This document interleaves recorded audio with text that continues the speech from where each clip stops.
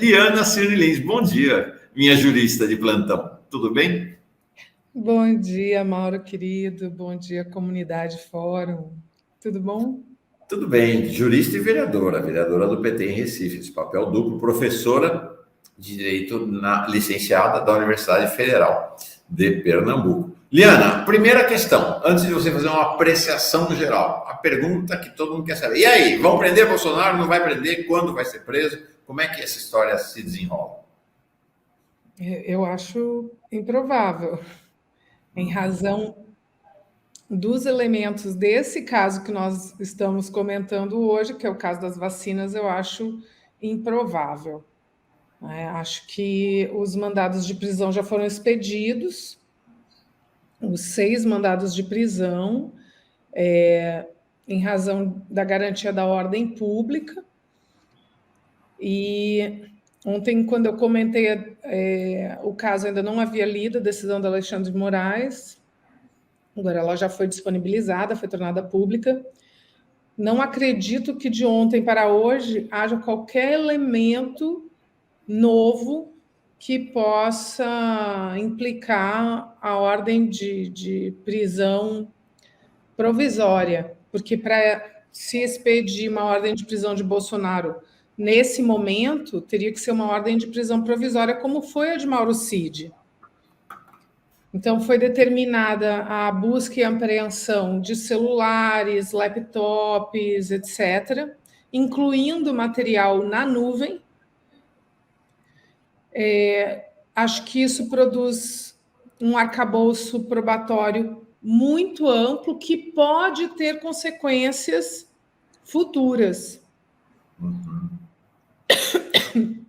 Perdão. Não, nada não. Mas... Também é essa hora da manhã, né? Garganta ainda não pegou. Não, diga. Já peguei sim, já há bastante tempo. Mas não acredito que nesse momento, Mauro. Acho, como você diz, assim, existe também dentro da esquerda uma comunicação alarmista que eu pessoalmente não tenho simpatia. É importante dizer que teve dentro da esquerda até algumas vozes fazendo campanha contra a pele das fake news, né? Mas então, é por isso, né? Gente, é 2 mais 2. Só faz campanha contra a PL da fake news quem opera na lógica das fake news. Gente, a lógica das redes é a lógica do ódio. É a lógica das fake news. Quem não faz fake news conquista audiência. Vai perder credibilidade. Mas você bota lá na sua manchete, Bolsonaro preso hoje. Vai ter um monte de gente. A gente chama isso de clickbait, né? É clickbait. Inclusive, com esse negócio das fake news, eu descobri que minha mãe estava seguindo um bocado de gente de esquerda, mas eu disse, mãe, o que é isso? Você para de seguir esse povo imediatamente. Ela saiu tirando. E o critério foi esse. Ela, olha aqui, ó, tá todo mundo falando mal do PL. Eu disse, mãe, quem são essas pessoas que você está seguindo? Deixa eu ver aqui. Aí a gente tirou, ela parou de seguir. O rei da fake news, né? Isso é clickbait, né? Bolsonaro preso hoje, não sei o quê. Não é assim. E também, ontem eu fiz esse comentário, a gente tem que ter muito cuidado para não entrar na lógica do Fla-Flu. Não é assim. A gente tem que ter senso crítico, o mesmo senso crítico que eu tive em relação à Lava Jato. Eu acho que, inclusive, Mauro, você foi uma das pessoas que chegou a dizer que eu fui uma das primeiras juristas do Brasil a falar contra a Lava Jato, quando a Lava Jato estava na moda. E as pessoas achavam que a Lava Jato iria moralizar a política, inclusive no campo da esquerda. Gente, cheio de gente da esquerda que apoiava a Lava Jato no começo. Muito, no começo, quase todo mundo, quando começou a prender as empreiteiras, etc., a maior parte da esquerda era favorável à Lava Jato. O mesmo motivo que me levou, muito tempo atrás, a ser extremamente crítica da Lava Jato é o mesmo motivo que me faz ter um viés crítico também sobre o inquérito das milícias digitais, com esse superpoder, com essa supercompetência, que parece ser uma competência de um octopus, né? Ela não se delimita propriamente, isso é muito perigoso e a gente tem que ter um viés crítico sobre tudo. A gente não pode... Vejam, eu quero o Bolsonaro preso também, é claro que eu quero. Agora, eu quero o Bolsonaro preso num devido processo legal, com direito de defesa, com direito à produção probatória, e ele preso. E não a qualquer custo, porque a qualquer custo é ao custo dos princípios processuais que eu sempre defendi e sempre vou defender na minha vida inteira, porque hoje a bola da vez é o Bolsonaro, como ontem era o Lula. E essas garantias processuais, elas são perenes, a gente tem que defender, não importa se trate de Lula, se trate de Bolsonaro, se trate de Gleisi Hoffmann, se trate de Mauro Lopes, se trate de Liana Cirne, não interessa. Interessa que os princípios eles são perenes, eles são garantias do Estado, eles não são... eles não podem ser móveis conforme a nossa conveniência. Isso é uma coisa. Em relação a essas manchetes, mas é claro que a gente também, Mauro, eu mesma ontem na minha rede social, minha designer fez um Zé Gotinha com um par de algemas indo buscar o Bolsonaro. Todo mundo no gabinete se divertiu, a gente publicou, um sucesso lá nas redes. É claro que a gente também se diverte, né? Nem tudo é seriedade. É óbvio que a gente... Quem não gosta de um bom meme? Claro que a gente gosta de um bom meme. E é muito interessante que uma situação como essa, que parece uma coisa boba, e vejam como o Eduardo Bolsonaro fez um discurso ontem na tribuna, que é muito convincente para o público dele. E a gente tem que estar atento também a como eles continuam alimentando a rede da direita.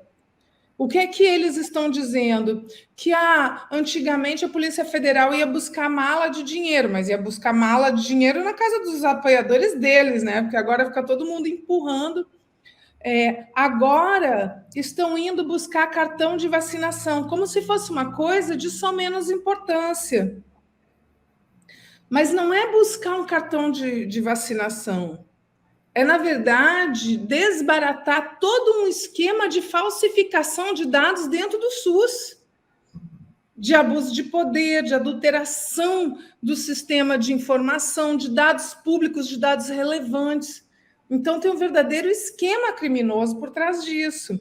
É isso que está sendo desbaratado em mais uma investigação. Agora, sem dúvida, Mauro, para mim, a minha opinião, tá? Sem dúvida, o mais importante é que com a apreensão dos celulares, dos laptops, dos tablets, de conteúdo nas redes, agora abriram-se os portões do inferno para a família Bolsonaro. Já, vejam, em poucas horas, depois de cumprido o mandado de busca e apreensão e o próprio mandado de prisão, nós revelamos uma das coisas mais importantes de toda essa operação, que eu acho que ainda não está tendo o destaque que merece ter, qual seja, desde novembro de 2021, o ajudante de ordens de Jair Bolsonaro, ou seja, alguém muito, muito, muito próximo de Jair Bolsonaro, teve acesso, tem contato com alguém que diz quem sabe quem mandou matar a Marielle. Nós mostramos aqui em detalhes isso, e de fato eu diria que é um subproduto que não é propriamente um subproduto, né? Não é propriamente subproduto. Aqui, este é o sujeito, né? Que é o ex-vereador Marcelo Siciliano, lá do Rio de Janeiro, que as investigações apontam como mandante do crime, e nas gravações tem a conversa do Mauro Cid. É impressionante, Liana, porque o sujeito conversa com o Mauro Cid, esse Ailton Barros, expulso do Exército em 2006, depois de 7 prisões, uma delas por vender fuzil do Exército para traficante. e que foi candidato a ele aí ao lado do Bolsonaro, foi candidato derrotado do PL a deputado estadual no Rio, tem lá uma transcrição de uma conversa dele com o Mauro Cid, dizendo: eu sei quem mandou matar, eu sei dessa porra toda. Sabe o que o Mauro Cid faz, né? Nada. Isso é crime, né? Ele recebe uma notícia de um crime e não faz nada. Agora, isso não é nesse inquérito aí que vai ter que abrir outro inquérito, não é isso?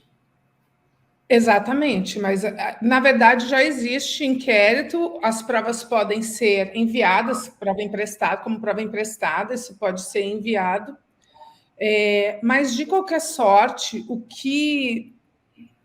que se indica é que com essa busca e apreensão, muito material probatório vai surgir, não somente para esse inquérito, aliás, muito provavelmente para muitos outros inquéritos, em especial das milícias digitais. Tá? Isso que eu ia perguntar. Em especial aquele no qual já há parecer do Ministério Público pedindo a inelegibilidade de Bolsonaro. E outra coisa, né? Agora eu queria fazer um comentário. Todo mundo quer a prisão de Bolsonaro. Mas eu não sei se eu quero a prisão de Bolsonaro agora, não. Não só agora falando como comentarista político, não como processualista, não como professora de direito e processualista. Eu já me posicionei como professora de direito e processualista, tá? Mas falando do ponto de vista político, eu não sei se a prisão do Bolsonaro nesse momento politicamente é interessante. Talvez a inelegibilidade dele, nesse momento, seja mais interessante do que a prisão dele, porque você mantém... A direita está copiando as estratégias da esquerda em uma série de itens. Então, se hoje houvesse uma prisão de Bolsonaro ainda lícita, com ampla defesa, etc., cumpridos os requisitos da lei, muito provavelmente, politicamente, eles iriam fazer um acampamento também à frente e alimentar ainda mais o bolsonarismo. Dá para ver lá no Congresso ontem, no meio disso tudo, ontem, na sessão do Congresso à noite, tinha deputado bolsonarista lá cantando loas ao Bolsonaro e vaiavam qualquer deputado de esquerda que fosse lá e fizesse menção ao episódio de ontem. Essa turma não é mole, não. O país tem risco de guerra civil. Eu vou te dizer um negócio, que zorra aquele plenário do Congresso Nacional, viu? Eu estou acostumada com o nosso plenário ali da Câmara Municipal, as pessoas são mais educadas, os vereadores são mais educados. Que zorra, porque ninguém consegue falar. É uma quinta série.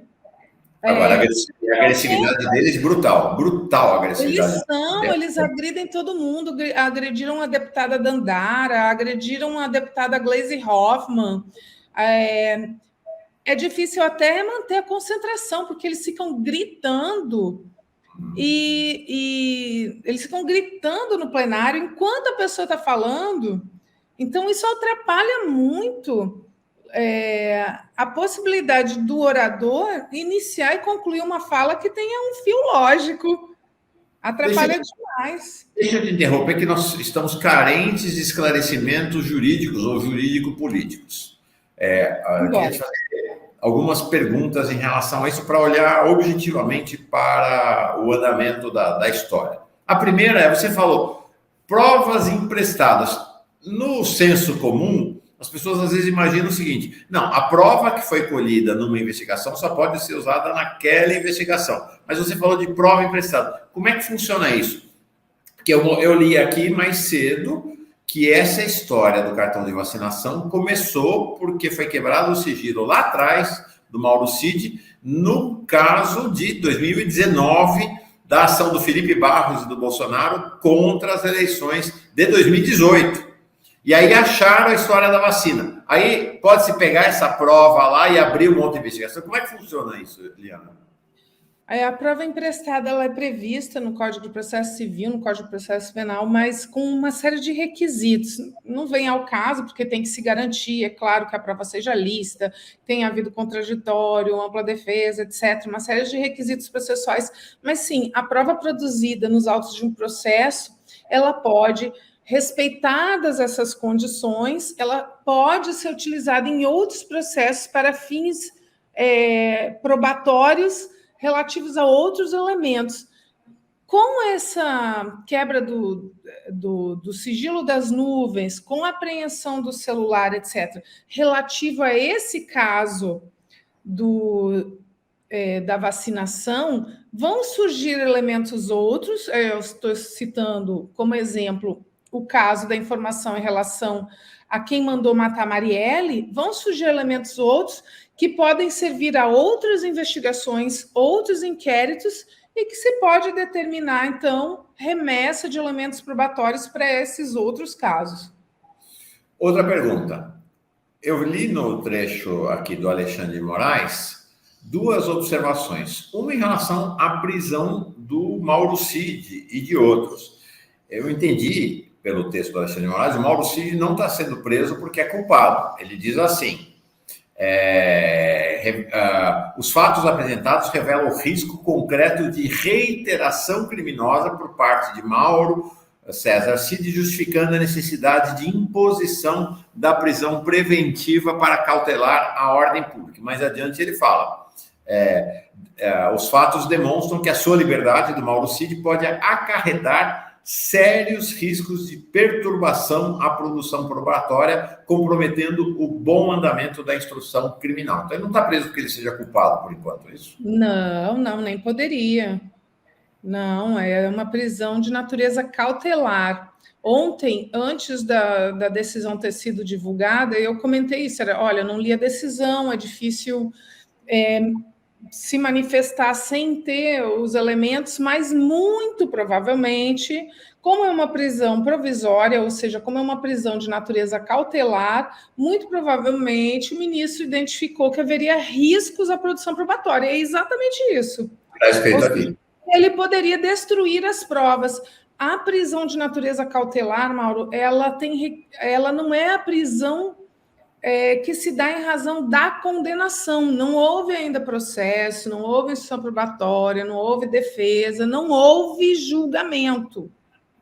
Essa é uma decisão, essa é uma prisão de natureza cautelar, liminar, que ocorre quando há risco de que as provas sejam destruídas, há risco de fuga, há risco iminente, por exemplo, alguém que responde por crime de estupro, em que há fortes indícios de materialidade, de autoria do crime de estupro, e mais, risco do crime ser reiterado, ser continuado. Então, há um risco à ordem pública, isso faz com que seja determinada a prisão de natureza cautelar. Nesse caso, a prisão de natureza cautelar se deu para assegurar que as provas não fossem destruídas. É uma das principais razões pelas quais se determina prisão cautelar no Brasil. O que aconteceu na Lava Jato, no chamado direito russo, como diziam lá na Lava Jato, né? No Código de Processo do Russo. Uhum. Russo, né? Do Moro, é que essa figura da prisão provisória foi deturpada de maneira ilegal por um juiz, Sérgio Moro, e foi transformada em prisão permanente, né? Pessoas ficaram presas anos com base em prisão provisória de maneira absolutamente ilegal, né, Diana? Porque, na verdade, ele utilizou... Eu espero que ele venha a responder, honestamente, pelos abusos, pelos excessos. Ele transformou essas prisões em instrumentos de tortura, de coerção para obter provas ilícitas. Você sabe que Rapidinho, que agora bateu a saudade da professora de Direito. Você sabe que o fundamento do princípio da proibição da prova ilícita, Mauro, foi para proibir a tortura como meio de obtenção de prova. Porque durante muito tempo, a gente tem mais tempo de processo irracional do que de processo racional. O processo racional, ele tem 200 e poucos anos. Os meios de prova irracionais, eles são milenares. Então, a tortura sempre foi o principal meio de obtenção de prova, meio de obtenção de confissão. e assim por diante. Então, o princípio da proibição da prova ilícita, ele se dá a princípio para proibir a tortura como mecanismo de obtenção de prova. Existe, né? Existe. A gente vê nas delegacias, tudo ainda hoje existe, né? Até hoje, mas hoje como prova ilícita. Agora, a tortura psíquica também é tortura. Então, os mecanismos, o Foucault tem um livrinho que é A Verdade e as Formas Jurídicas, que eu recomendo muitíssimo para todos os estudantes de direito e advogadas, advogados, em que ele faz essa relação entre os mecanismos probatórios e o tipo de racionalidade, que é um tema também que Weber estuda, e que eu, pessoalmente, sou muito interessada nesse assunto, mas imagine que durante o genocídio da caça às bruxas, os mecanismos de prova eram todos irracionais, mas eles eram considerados meios de prova. Então, os relatos que nós temos, as mulheres eram amarradas e jogadas na água. Se elas afundassem, elas eram inocentes. Se elas boiassem, elas eram culpadas. E assim por diante. Caminhar sobre brasas ardentes. Se você caminhar sobre as brasas ardentes e os seus pés não queimassem, é porque você estava dizendo a verdade. E assim por diante. Então, nós temos muito mais tempo de processos, meios de prova irracionais, do que racionais. Uhum. Perfeito. Pessoal... Outra questão, o Gilberto Cruvinel veio aqui mais cedo e diz, não está provado ainda que o Bolsonaro deu ordem para falsificar. E, de fato, tem 2 trechos aqui do Alexandre de Moraes que achei bem interessante. Que ele diz aqui, diante do exposto e do notório posicionamento de Jair Bolsonaro contra a vacinação, objeto da CPI da pandemia e de investigações nessa Suprema Corte, é plausível, lógica e robusta a linha investigativa sobre a possibilidade de o ex-presidente da República, de maneira velada e mediante inserção de dados falsos no sistema do SUS, buscar para si e para terceiros eventuais vantagens advindas da efetiva imunização. Um pouco antes disso, o Alexandre de Moraes diz assim: não há qualquer indicação nos autos que conceda. Ele está aqui confrontando a PGR, até essa é uma pergunta que eu queria te fazer também, que conceda credibilidade à versão de coadjuvante de ordens do ex-presidente pudesse ter comandado relevante operação criminosa. Aí, mas ele acrescenta, né? Então, ou seja, ele diz, o Bolsonaro é que deve estar à frente. Circunstância, ou seja, a liderança do Bolsonaro nesse processo, que somente poderá ser apurada mediante a realização da medida de busca e apreensão requerida pela autoridade policial. O que a PGR fez foi dizer, não pode apreender o celular, não pode fazer apreensão na casa do Bolsonaro. E o que o Alexandre de Moraes, pelo que eu entendi, está dizendo, PGR, você está querendo evitar que a gente busque as provas, porque não tem ainda, aparentemente, de fato, da materialidade da ordem do Bolsonaro, da participação do Bolsonaro no comando da operação. É isso? É isso. A gente está fazendo o levantamento das provas, está buscando, há indícios, os indícios são suficientes para se determinar a busca e apreensão, mas nada mais. Então, é ilusório imaginar que haverá expedição de uma ordem de prisão hoje, a menos que surjam elementos totalmente desconhecidos para nós, mas eu não acredito nessa possibilidade relâmpago. A investigação ainda está atrás, ainda está acontecendo, né? A investigação não acabou, né? O que aconteceu ontem foi para exatamente aprofundar a investigação. Agora, a confissão de Bolsonaro tem um peso grande, ele acabou produzindo prova contra si.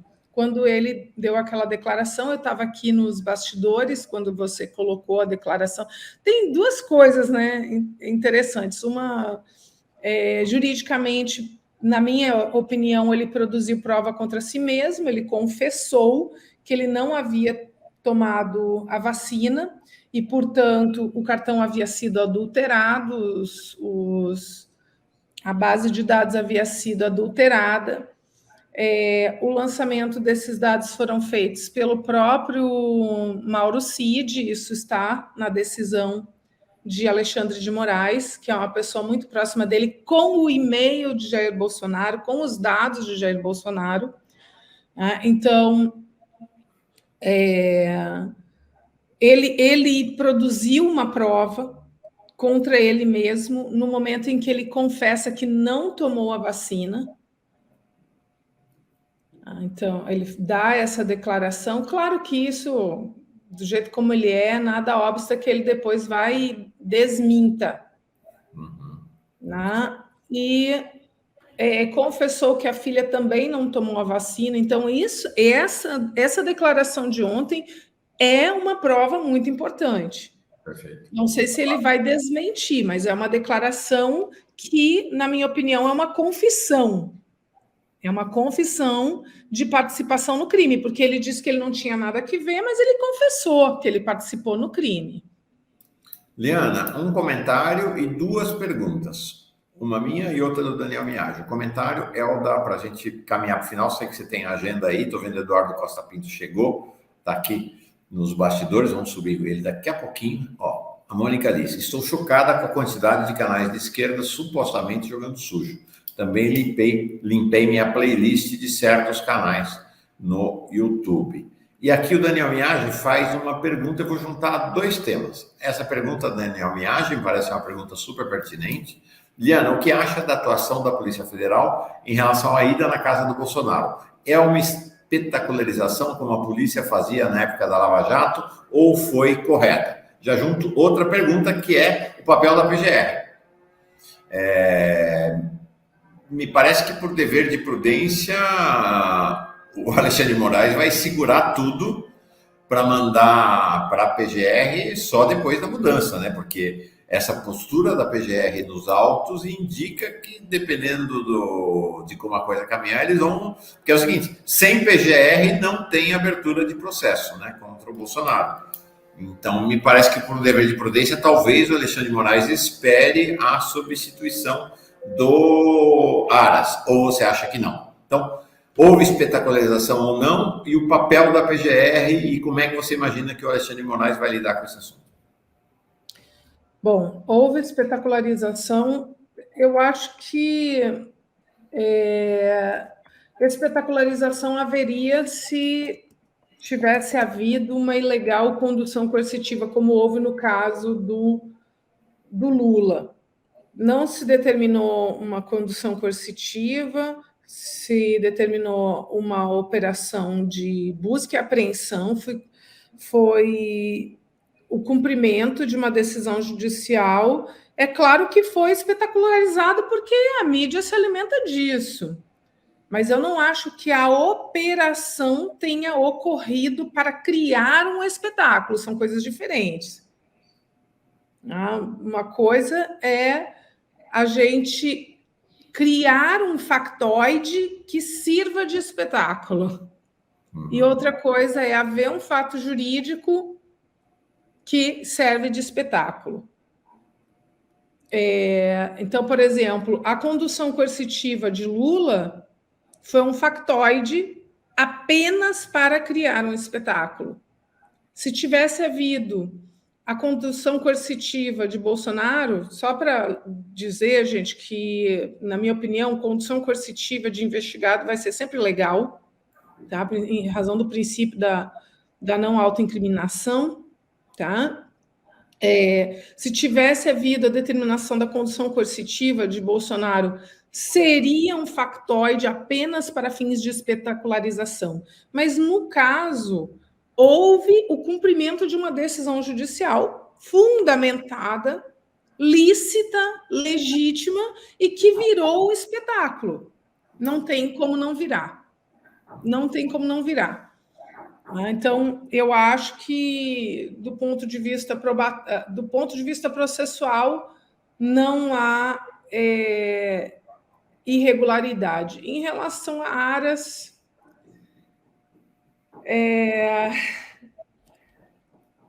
eu não, eu estou esperando para ver o que vai ser, porque essa é uma novela que eu acho que vai ter muitos capítulos surpreendentes, mas vamos ver. Tá bom. Eu acho que já são duas figuras distintas, né, com posturas distintas, né? O Aras e a Lindora nesse momento, ou não? A Lindora é bem conservadora também. Ela que, inclusive, a notícia crime que eu fiz contra Jair Bolsonaro, relativa à incitação ao crime de terrorismo, lá em julho do ano passado, quando Marcelo Arruda foi assassinado, aquele militante do PT lá no Paraná, que estava comemorando o aniversário, foi assassinado pelo Jorge Guaranhos. Logo depois, 2, 3 dias depois da live do Bolsonaro, incitando seus apoiadores a tomarem medidas radicais, a decisão que negou continuidade à investigação que nós pedíamos foi da Lindora. Não foi do Aras, foi da Lindora.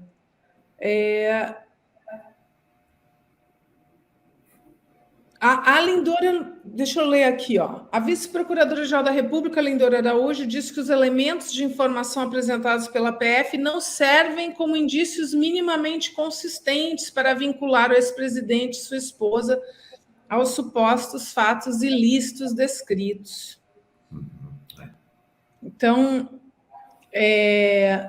vejam que leitura dela, eu discordo de forma veemente.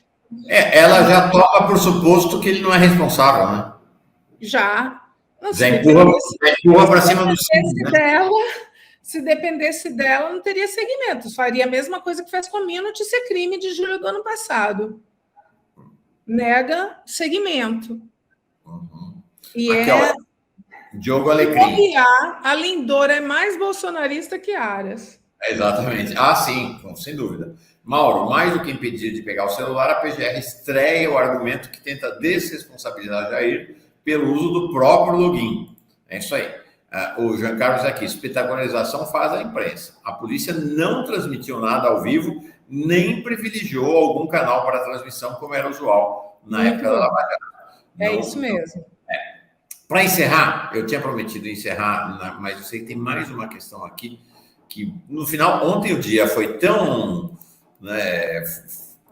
foi um terremoto tão grande que tirou um pouco o oxigênio da sala para outros assuntos. Mas houve uma decisão importante ontem do Supremo também, que eu queria te ouvir para a gente encerrar a nossa conversa, que é a Rosa Weber.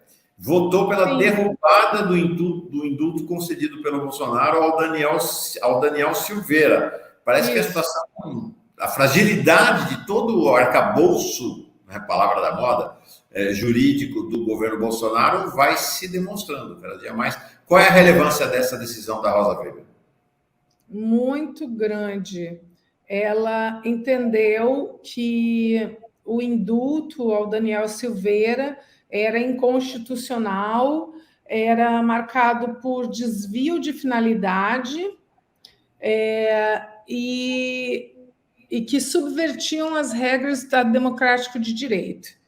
Então, ela vota, portanto, para derrubar o perdão para o Daniel Silveira, muito importante esse voto dela, e agora aguardar para que nós possamos retomar o Estado de Direito, né? Agora, a gente está numa guerra de narrativa, Mauro, mais intensa talvez do que antes. Não sei se a sua opinião coincide com a minha. Porque eles estão... o discurso deles é o seguinte, olha, nós conseguimos uma primeira vitória contra o PL das fake news. Quem venceu não foi a oposição, quem venceu foi a democracia. Então, é uma coisa assim, impressionante o que está acontecendo. Eles estão falando como se eles defendessem a democracia, como se eles defendessem a liberdade, como se eles defendessem. Nós estamos numa guerra de narrativa jurídica muito, muito tensa, mais tensa do que aquela que nós travamos na época em que Lula era preso político, porque aquela guerra nós vencemos. Nós vencemos a guerra de narrativas naquela época, nós vencemos a guerra de narrativa na época do impeachment, que foi do impeachment da Dilma, que nós vencemos para demonstrar que foi golpe e não propriamente um impeachment.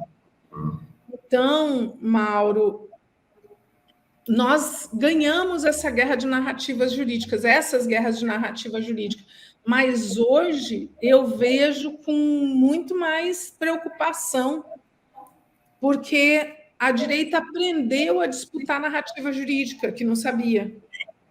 E agora eles falam como se defendessem a democracia, que a gente sabe que não, mas eles falam como se defendessem a democracia, eles têm sabido articular um discurso de oposição razoável para manter a chama do bolsonarismo acesa, e por isso que eu digo que, politicamente, eu prefiro a inelegibilidade do Bolsonaro do que a sua prisão.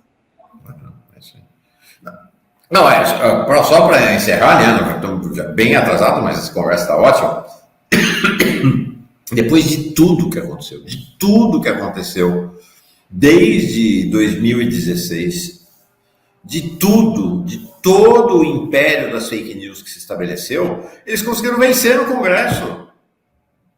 Eles conseguiram vencer. Foi uma derrota do governo e da sociedade. As forças a favor das fake news, da liberdade para as fake news, venceram no Congresso. Isso não é pouca coisa. Isso não é pouca coisa. Mas a gente perdeu no Congresso. A sociedade, o governo Lula, a democracia, foram derrotados no Congresso nesse processo de votação. Eu acho que a nossa estratégia foi... Sinceramente, Mauro, eu acho que a nossa estratégia foi muito ruim. Primeiro, assim, se colocou como sendo uma questão de vitória e derrota do governo. E isso é muito ruim, porque, na verdade, essa é uma discussão... O projeto de lei não é de iniciativa do Executivo. O projeto de lei não é de iniciativa do Executivo. Como é que a coisa foi colocada em termos de governo? Inclusive, eu vi um post na página do Padilha e eu não gostei nem um pouco, que foi um post mostrando o que Lula pensa sobre as fake news. Ora, essa é uma discussão do legislativo. Quando a gente coloca um post desse, o que Lula pensa sobre as fake news, a gente está corroborando uma ideia equivocada de que este projeto de lei das fake news, ele é de iniciativa do Executivo, do governo, e não é. Esse projeto de lei está tramitando há muitos anos, ele é de iniciativa de um deputado federal, não é nem do Senado, é da Câmara de Deputados, do deputado Orlando Silva. O que tem que envolver o governo nisso? O governo já não está cheio de BO e polêmica, não. Então, a própria base é desorganizada. Outra coisa, uma articulação que foi duramente criticada por ser uma articulação frágil. Então, eu acho que houve uma série de erros de estratégia, e é bom lembrar que a esquerda elegeu pouquíssimos parlamentares, e eu sempre digo, o tamanho da esquerda no governo é o tamanho dos deputados e deputadas eleitas pela esquerda. Nós somos a minoria. Isso aí. Liana Cirlins, vereadora, jurista, analista política, só não faz análise de futebol, que aí é a irmã dela que faz. Obrigado, Liana. Obrigado por hoje. Minha irmã faz muito bem. Um beijo, querida. Valeu. Cheiro, todo mundo. Oi, gente. Vocês sabiam que a Fórum foi a primeira a noticiar que teve gente do Exército dentro do Palácio do Planalto ajudando os vândalos do 8 de janeiro a fugir?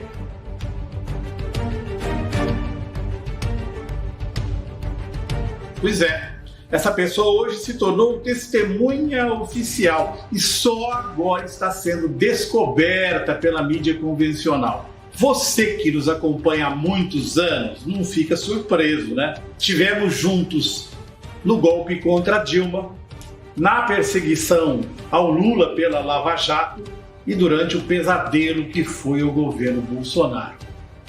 Então você sabe melhor do que ninguém, fomos alvos de ações na justiça muito custosas. Por isso, a Fórum Filmes pede a sua contribuição para fazer um documentário sobre o dia histórico do 8 de janeiro, com informações e entrevistas exclusivas. Da mesma maneira que já antecipamos essa testemunha-chave para todo o processo. O Renato Rovai, futuro cidadão honorário de Sinop, Adri De Lorenzo e toda a turma da Fórum, inclusive eu, contamos mais uma vez com a sua ajuda para poder apresentar esse trabalho. Quem não puder, mesmo que um pensamento positivo já nos ajuda. Muito obrigado.